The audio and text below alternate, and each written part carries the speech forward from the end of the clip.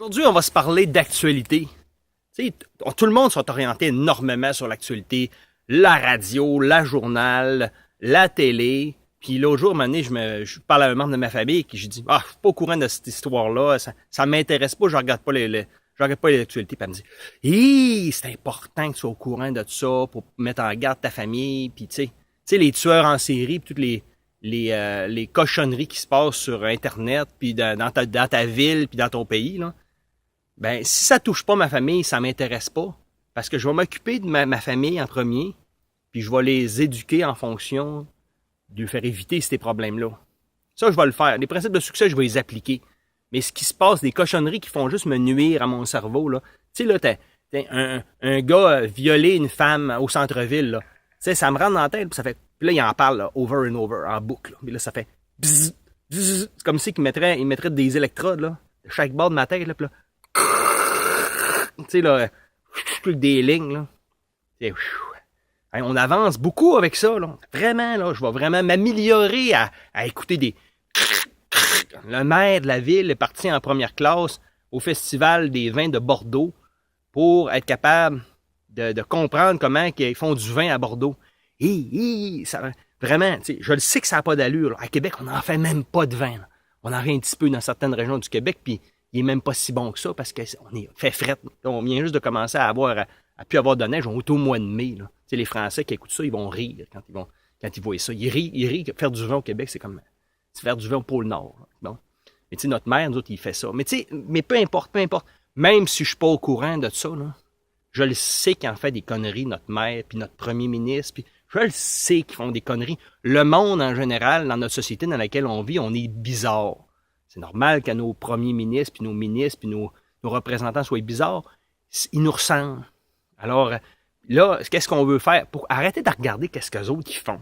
Ils font leur passé, ils font juste leur gros passé. Ils font la même affaire que vous autres, les mêmes conneries que vous faites, là, ils les font eux autres aussi. Alors, on peut-tu essayer de pas faire des conneries nous autres mêmes, se concentrer sur ce qu'on fait dans une journée, puis laisser faire les conneries des autres? Fait que, tu sais, mais ils nous représentent, puis il s'est passé un meurtre au centre-ville, il faut être au courant. Pour pas se faire tuer. Ah oui, c'est ça. Ben, c'est ça. La journée longue. Là. Ton cerveau va se détériorer à faire ça. Là. Peux-tu commencer à prendre l'information en journée longue, là? La bonne information. Là. La bonne information, tu sais, qui polie ton cerveau, là, qui l'améliore, là, qui le façonne, qui le fait grossir. Là. À journée longue, tu fais grossir ton cerveau. Là. Tu le polis, tu l'améliores, tu le décrasses, tu enlèves la merde que c'est ton cerveau. Là. En lisant un bon livre, en écoutant l'information de gens qui ont des vrais bons succès. Tu rêves d'être un champion en immobilier. Va lire sur l'immobilier. Passe ta journée à étudier l'immobilier. Va-t'en dans des associations, des groupes immobiliers. Va t'entourer d'eux autres. Tu veux devenir un champion là-dedans? Ben, fais ça. Perds pas ton temps à lire le journal de la ville où tu habites, de ton pays. Il t'aura pas d'informations là-dedans. Puis si jamais t'en as de la bonne information, vraiment, moi je suis des blogs de grands leaders, là, puis quand il y a des bonnes informations qui sortent de ces journaux-là, ben ils me les postent, puis je les regarde. Puis là, ça a de l'allure, c'est clé, mais je les suis. Puis les autres, ils mettent cette information-là. Tu sais, moi, quand je viens du Canada, Radio-Canada, quand ils produisent de quoi de bon, là, ben lui, il poste, puis là, je le vois. Ça m'invite d'avoir à trier tout ce journal-là, qu'en général, Radio-Canada produit, c'est 90%, c'est du divertissement. Là. On parle de sport et d'artistes en général. Là.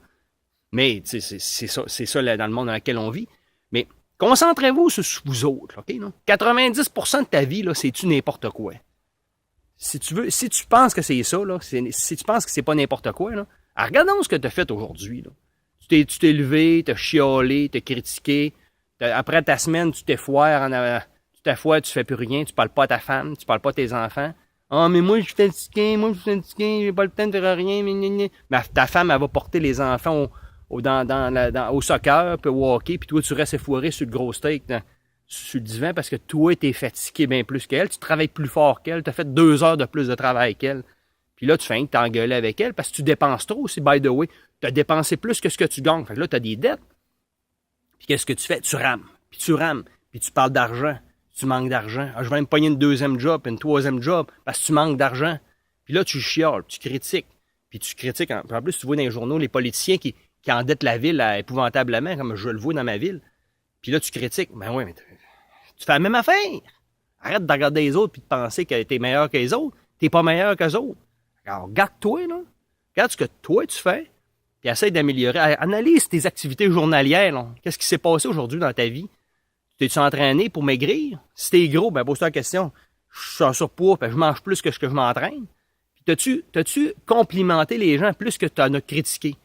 Si tu te sens lésé parce que tout le monde te critique, toi, t'as-tu critiqué plus que ce que tu as complimenté les gens? Essaye donc de faire ça, moi.